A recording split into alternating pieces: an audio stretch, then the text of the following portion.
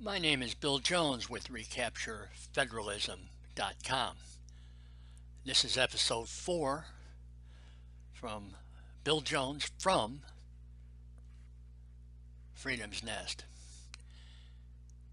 And topic of our subject today, our presentation, and title is episode 4, Ferguson and Bundy Ranch, Communist Insurrection.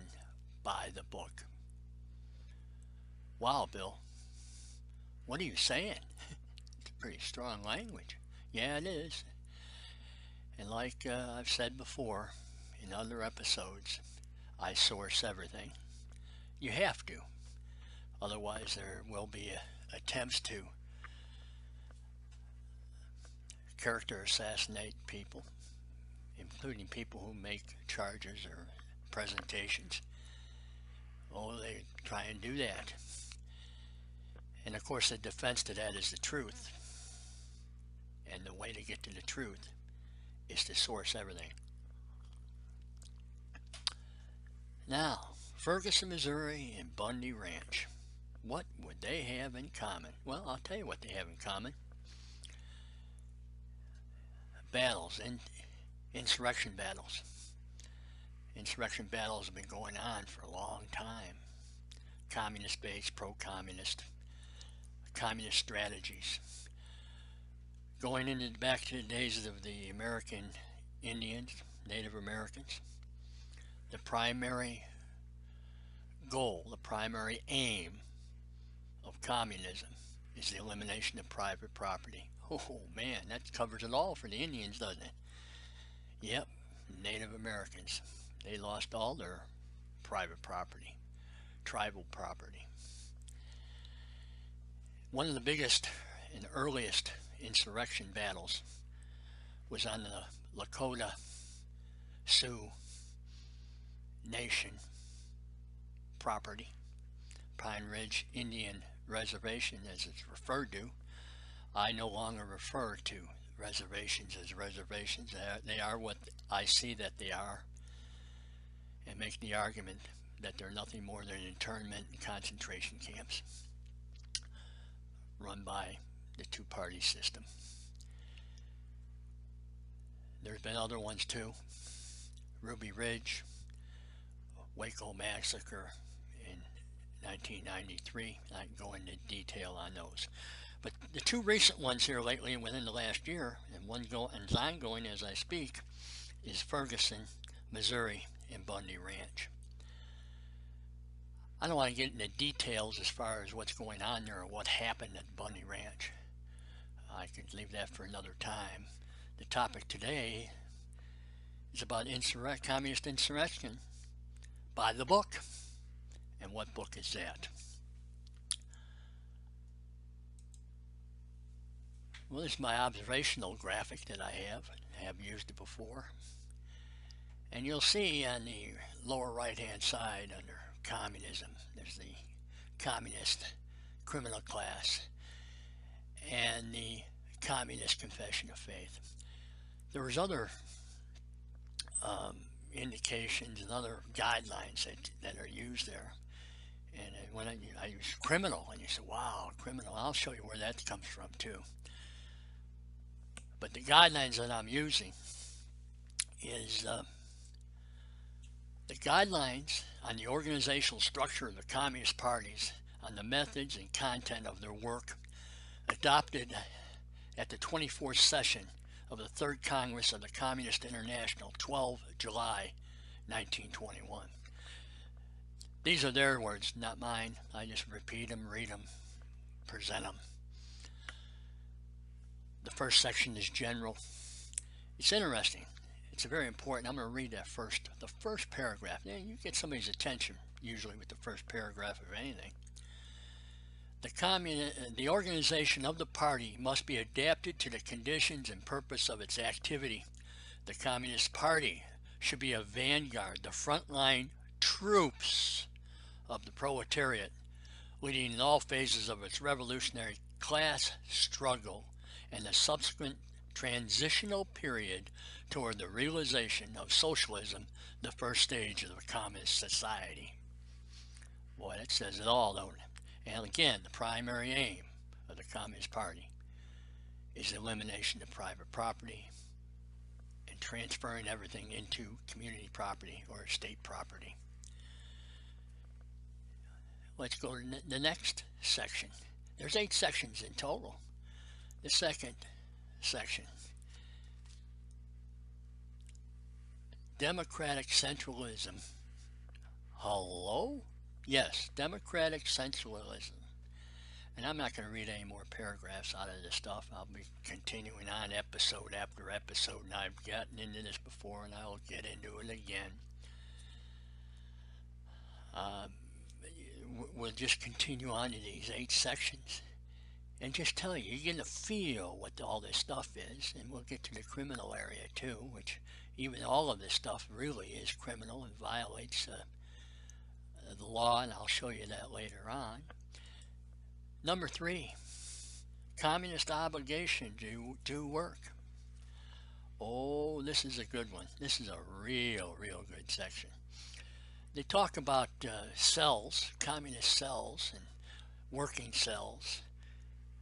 And they also talk about organizing. Now, have you ever wondered where the term community organizer comes from?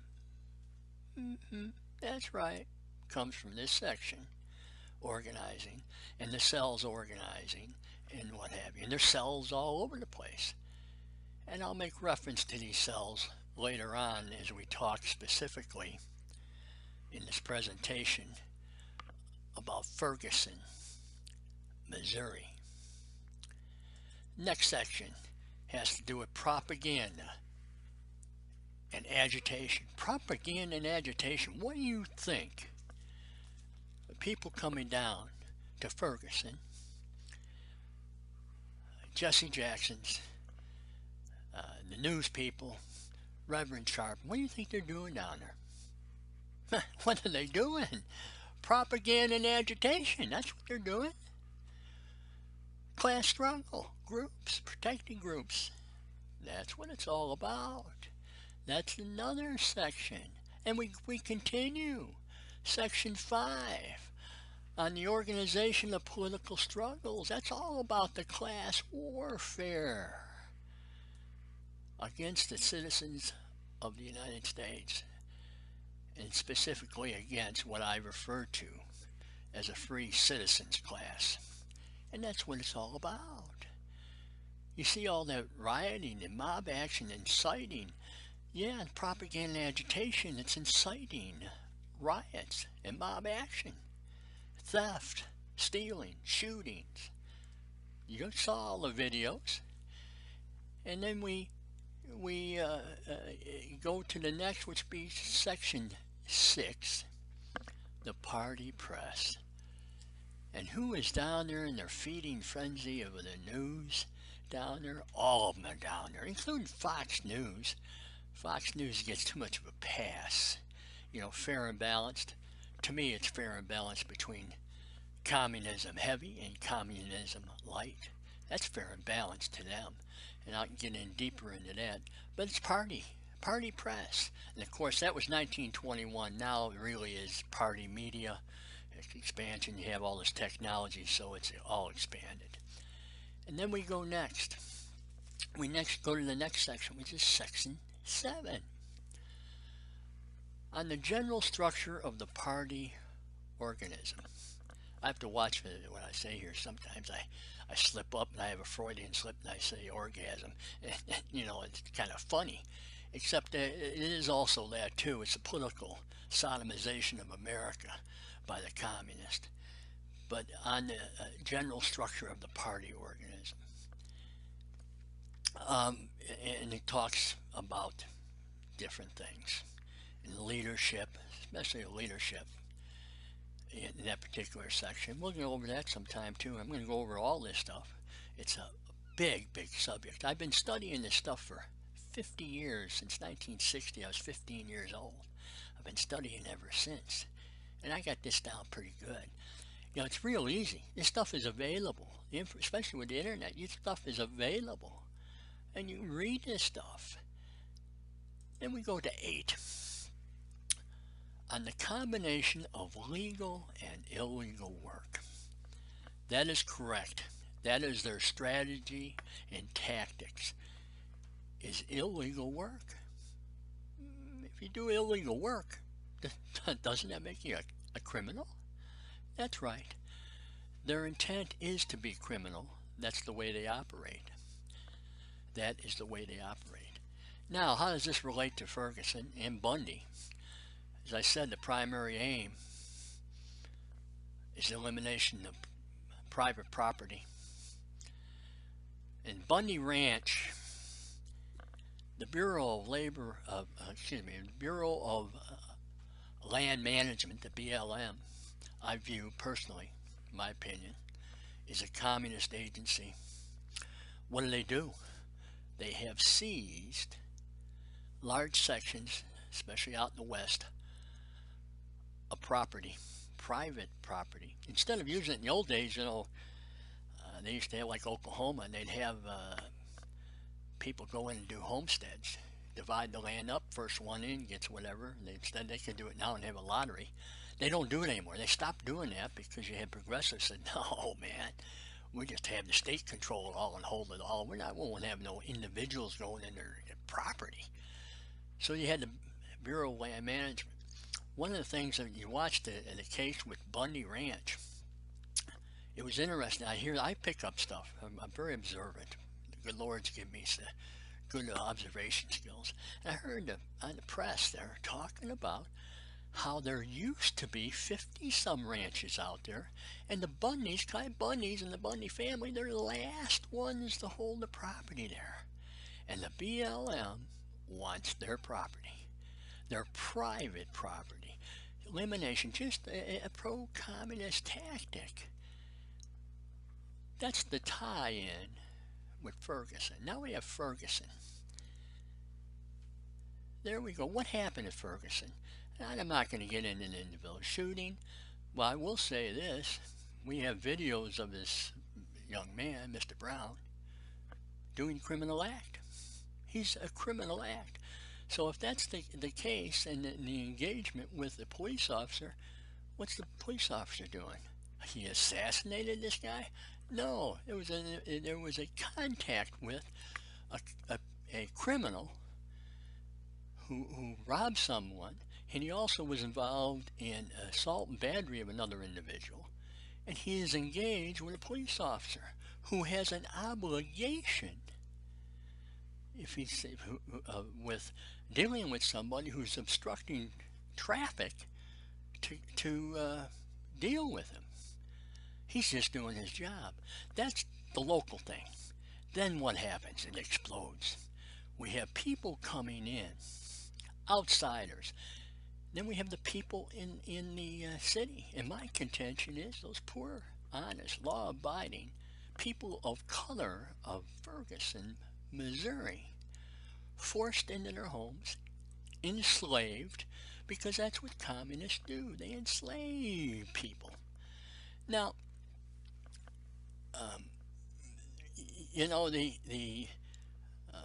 they have people coming in. Who do they have come in? Who are they? I hear this in the press, and the press doesn't go any farther, whether it's outsiders. Oh, and they're outsiders that came from Chicago, they came from New York, they came from California. And these outsiders are the ones, supposedly, we saw the films, I assume they're outsiders because the press told me, the press, they're always right, correct? They don't tell you everything, though. They didn't tell us where they came from, how they got there, who paid their way. And the question I would have is, who are they? Who are they associated with? Now we have, the Attorney General sends in federal agents, 50, I am told, FBI agents in there. And the question I would have, if they're going to do a total investigation, they're going to do more than just investigate the police officer.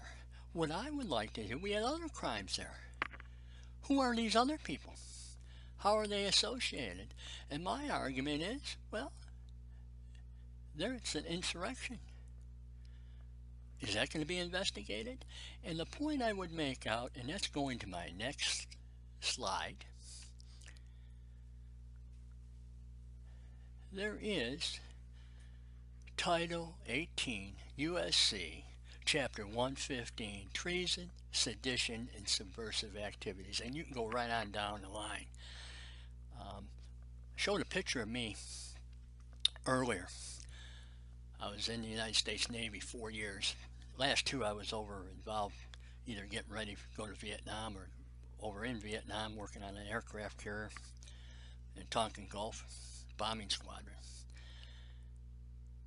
First 2 years I was on a carrier primary mission, anti-submarine warfare. We looked for communist submarines from the Soviet Union off the coast of the United States. There was a demonstration. We had to behave ourselves. We were ordered. We couldn't say nothing, couldn't do anything. We had to walk the gauntlet to leave the base, go on liberty. That, by the way, there was, everybody says, well, they got a right to freedom of speech. I got news for you. They violated Title 18, Chapter 115. And it involved the demonstration against individual service people, Navy people in this case, me, and it had to do with morale. That's against the law. Now, back to Ferguson. You got the FBI going out there. Are they going to investigate this? The next question I have is, number one, let me go to the next slide here. The FBI. Are any of these people gang members? FBI in 2011, National Gang Threat Assessment, Emerging Threats. Were any of those people coming in from California, New York, Chicago? Were they gang members? Were they? Illinois, by the way, 2012, legislative findings of the Illinois General Assembly considers street gangs as terrorism. You can go check the laws. It's right there. They did the findings. Now, if that's the case and these people were there, that's domestic terrorism. Did domestic terrorists enter Ferguson, commit crime out there? Are they going to be investigated? And if not, why not? If that's the case, they are aware of terrorists involved in a situation, and it's an insurrection. Check the law, read the law. There it's in black and white. Well, if they don't notify a judge, I was going to say notify the president and the governor, but they're both involved in democratic centralization, aren't they? Need to tell some judges. Well, then again, I guess the judges and all the members of Congress, aren't they involved in it too? But they need to tell a judge somewhere and get something working. Those 50 agents, if they do not inform and report to a judge, they can be and should be charged with misprison. Misprison, if you go back, misprison of treason, 2382 section of that law that I cited, they can be charged for not reporting treason. And I would suggest that be done. The reporting, that is. And we'll continue on with other presentations. I see we're coming up on about 20 minutes, and I don't like going longer than 20 minutes. Somebody be falling asleep. I'll just leave you with one last quote from the letter from Birmingham jail, Dr. Martin Luther King. And he talked in 1963 about Mr. Brown and the court system and that police officer. And here's the quote: "Society must protect the robbed and punish the robber." Till next time, Bill Jones.